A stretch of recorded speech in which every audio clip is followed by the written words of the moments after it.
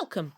I would like to show you the adjuster cord and a quick tutorial on how to use it. So here's one that I've just finished packaging up to send off.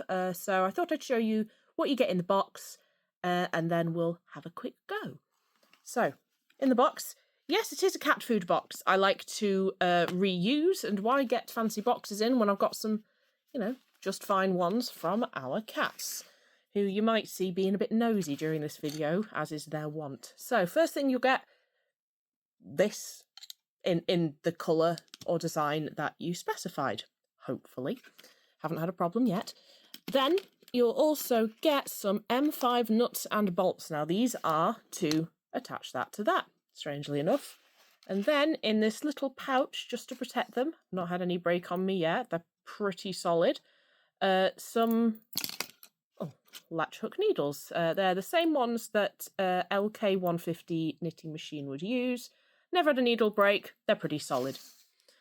So the way you put it together depends on how you want to use it. So if you like your needles straight, so if you will be wrapping them in a preferred movement, so if you're not already a knitter or crocheter, then you might want straight needles just to start with. So in order to do that, you're going to want to insert the needles into this side. You see these holes? That means that these little, technical term, stick out that way. So I'm going to put them fairly far apart, since that's probably what you'll want for 4-stitch. Now I'll explain the spacing quite soon. Then you attach the back. Should have undone these already, but they come attached just so you're not dealing with a ton of shrapnel once it arrives. So it doesn't matter which side you stick it in, as long as it's in. These don't need to be crazy tight, you don't need a screwdriver. Finger tight is perfectly fine, never had a problem. They're almost definitely overkill for what they're needed for, but most every other thing that I make with M5s, with nuts and bolts, uses M5. So I thought, you know what, why not? Less likely to lose these two. So you have an assembled thingamajig. So what do you do with it? So I'm going to teach you how to cast on 4-stitch first. Now you can use Aran, DK, and here's a little sock yarn just in the corner. The wider the gaps between each needle, the wider the yarn you'll be using. So I find that 2 gaps between each needle is pretty much ideal for DK, for double knit, the kind of stuff that you'd need a 4mm crochet hook or needles for. 3 plus really is ideal for Aran. I wouldn't go higher than Aran. I do sell a separate Lucet that is good for chunky or up to 3 strands of Aran, but that only does 2 stitches, aka Lucet cord. So when I use it, because I am mainly a crocheter, I'm a hooker by trade, I tend to use that, and I'll show you why in a moment. If I'm going to be holding this in my right hand and tensioning with my left, as you do when you crochet right-handed, you're going to want it slanted this way. This is on the tighter side, so when you attach this, if you're doing it right, the needles will end up in the little divots. It should all go together. If it doesn't, try again. I've not really run into the problem of it not going together yet, so I'm not sure exactly how I troubleshoot that. Let's pop it back together. There we go. So, once you've made a slip knot, now I'm going to be using double knit for this. You can use Aran. However, it is really awkward to get the stitches off the end of the hooks. Now, the ideal spacing for Aran that I've found is 3 empty needles between each one. 2 is all right for DK. So you can use Aran. It's going to be awkward. and it'll require a lot of pushing off the needles. So I'm going to make a slip knot, and you are going to, so depending on which way you are going to be yarning over, if your yarn is wrapped this way, the slip knot is going to be on the side where the yarn ends up after doing a stitch, so the side of the ball. Yep. If you were wrapping your yarn, let's say this way, then it'll be on that side. If you knit English style, or if you are a left-handed crocheter, you will want to flip this around. So you see this front plate? All you're going to want to do, undo, undo, undo, remove the front plate, flip it over, attach it, and then that turns the diagonal going in that direction to a diagonal going in that direction. Lovely. So, slip knot on the first hook, yarn in front of the third. So, yarn, no yarn, yarn, no yarn. All right? And then, I'm going to try and yarn over. Okay. The first few rows might need your help. I tend to hold like this, and then I've got a finger free for pushing any yarn that's being awkward. I'm going to do it again. So yarn over. There we are. Oh, that one didn't quite go. So the newer yarn you want in the needle, the older yarn behind the needle. Of course, that's how knitting works, isn't it? There we are.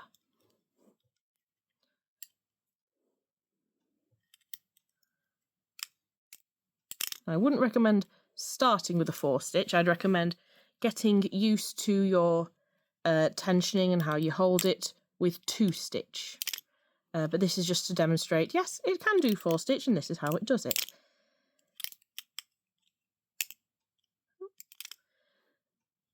It's not hugely the end of the world if you've got a bit of a hanger-oner. So 4 stitches, you do tend to have to give it a bit of a help near the start, but the looser your yarn, the less likely that is.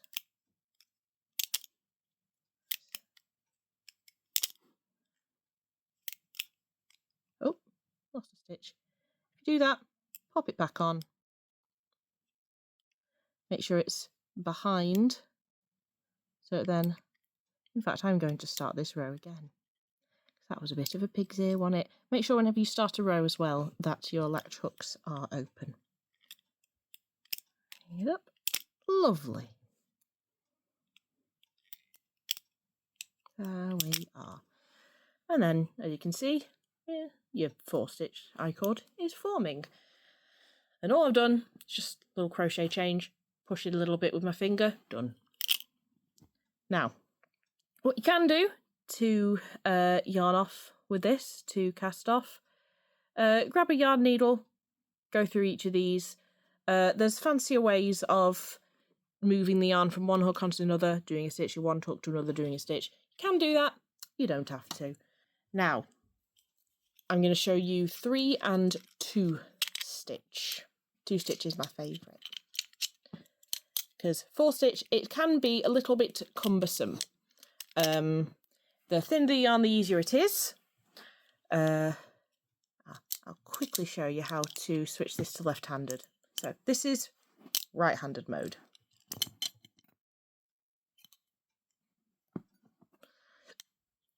And then you put these in as normal, attach it as normal. That's all you got to do. Here we are. So, on the middle, grab your knot and over the top.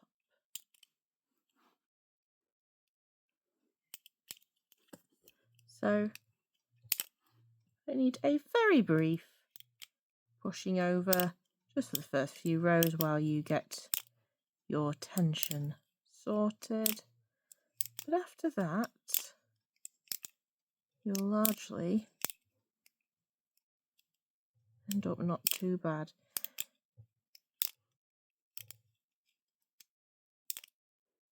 Nice loose tension. Doesn't need a big push, just a little one. Aran can be a bit tricky. I'm going to show you this with DK and how easy it is compared.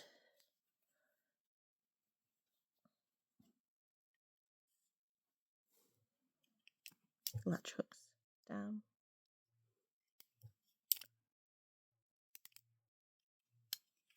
Again, first few rows, need a bit of a push.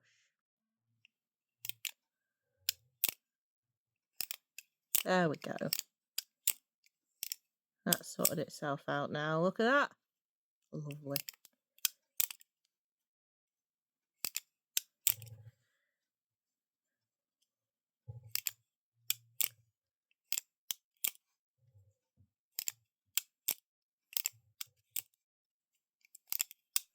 Beautiful.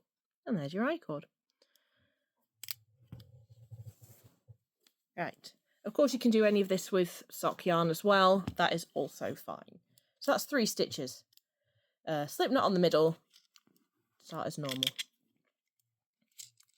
Okay, now my favourite way of using this. So favourite that I made an additional little thing to do it just in that way, because shoelaces are fun to make. You feel like you're being very, very useful. So put one of those to one side. So if you're wanting to get one of these for this purpose, I sell Lightning Lucet. It is, you get 2 hooks, it's a bit thinner, otherwise it works basically the same, and it's a bit cheaper as well. So I'm going to start off with Aran, because I've got spacing of 3. So for this one, slip knot onto the first hook. Done. Now your slip knots don't need to be particular. Might need to bolt it together. That might be useful, Freya. I'll just put that one on, that'll be right. So, same as before, dead easy. Don't even need to push it off the end. Now, I particularly like this for making shoelaces.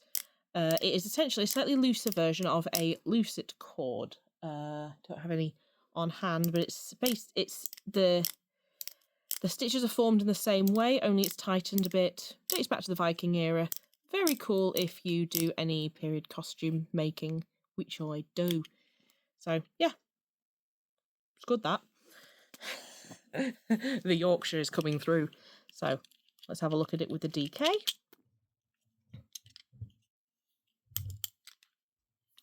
So before we had 3 gaps.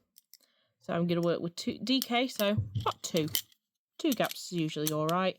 Of course, if you want a looser cord, not a lucet cord, if you want a looser cord, then move it out a bit more. If you want a tighter cord, move them together. However, when it comes to the tightness of cords, you are limited by your yarn, and it's going to get more difficult with thicker yarns the closer together, if that makes sense. So, DK, do a slip knot, put it on the first one, and off you go.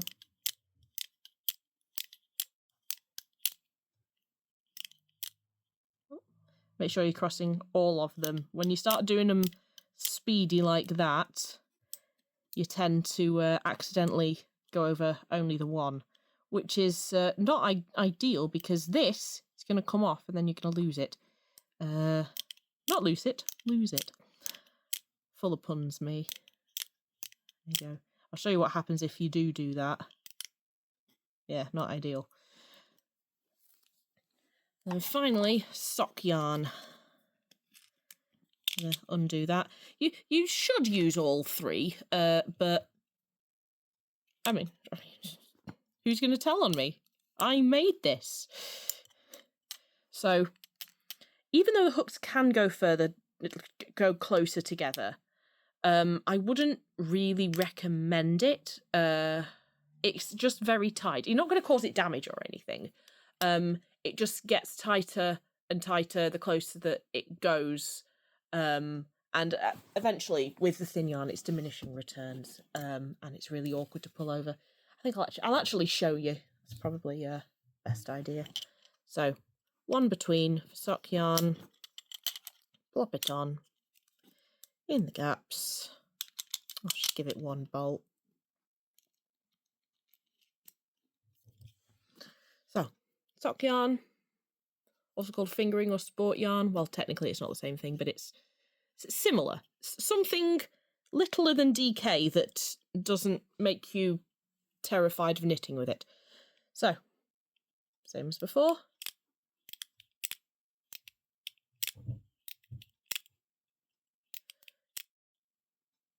And yarn tensioning when you're doing just 2 stitches with the 2 needles isn't as terrifying. You can put a bit more tension on. The more needles, the looser your tension needs to be. I'm at about, normal crocheting tension, and it's quite nice. There we are. See, our little cord is taking shape. Lovely.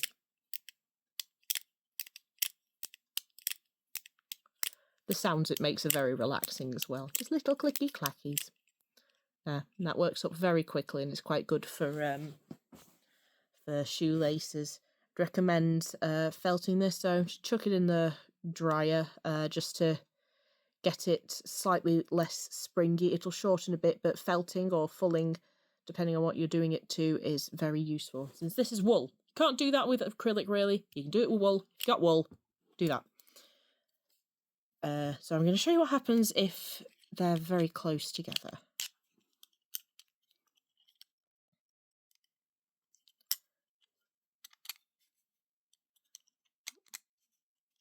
Make sure it's proper. Lovely. Let's do this again. So, on the first one, she's a bit fiddly because they're very close together. Both latches open, over the top. Now it is possible, but now the space between the hooks is smaller than how far the hooks go forward, so getting them off is a little bit more difficult. You can still do it if you want a really tight lucet cord. It's perfectly fine, but it will be a bit more difficult for beginners. You heard that. Goodness me. Let's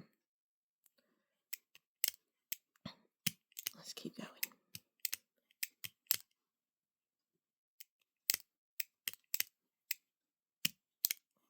There. So there it is. It's a little bit thinner cord, but after that it's diminishing returns really. Almost forgot to put the keyring in. So the keyring I find quite useful when it comes to a place to store your cord, because if it's pretty fast and the cord gets made fairly quickly. So for an extra few pence, I toss in a keyring that makes that you attach to the bottom there, and it makes it easier to attach some sort of pouch or bobbin-like thing to better manage your cord, particularly if you've got enthusiastic cats. Another thing that I would recommend getting, one of these. Now, this is great for my knotting shuttles. I use these for my knotting shuttles, as well as lucet cord for these and my, let me grab one, my Lightning Lucets. It's like one of them, but littler. And it helps manage the cord build-up. Oh, it's useful for my actual lucets as well. This is the Comfort Lucet. It makes it so that your little finger doesn't hurt, like mine is wont to do. So all these are the hair curlers. You'd put your hair in them and you'd drop them. You'd put your hair in them and you go, preferably with 2 hands. I'm holding a phone, and then the hair would get, trapped in there. But in this case, the cord would. So then you've got all of your cord in here, not dangling willy-nilly. If you're being fancy, then these are the Bob Ease EEZ. I'll put a link or a screenshot, and they work in essentially the same way, except they're not kind of, you know, rubbery like that. And they're originally for Kumihimo braiding and braiding of that ilk, but I find them very good for cord management. But these you can cheap as chips online, and you get an absolute ton of them, and they're very pink. Bonus. So there you have it. That is going to go to a lovely customer in the morning, and I hope that this video was somewhat useful. Bye bye. You get pretty speedy at this. Oh, no, you're not invited. Go away. No. Ah. There we go. Double Knit wanted to come along for the ride. How rude. Ah, this is Audrey. She's the supervisor. Hello. She's headbutting the camera at the moment. Hello, baby girl. I don't need supervising right now. I'm doing a good job. Oh, don't hunt the yarn, you daft thing. Right. Let's try that again. A little bit on the sketchy side. Hello again, Audrey. Yes, headbutt, you're very, very sweet. My goodness me, there's going to be a lot of outtakes in there. There we go. Don't hunt the sock yarn. Young lady. No hunting sock yarn. I'll make you a jumper out of it. I will. Already done that one time, remember? You looked very fetching. Right. So,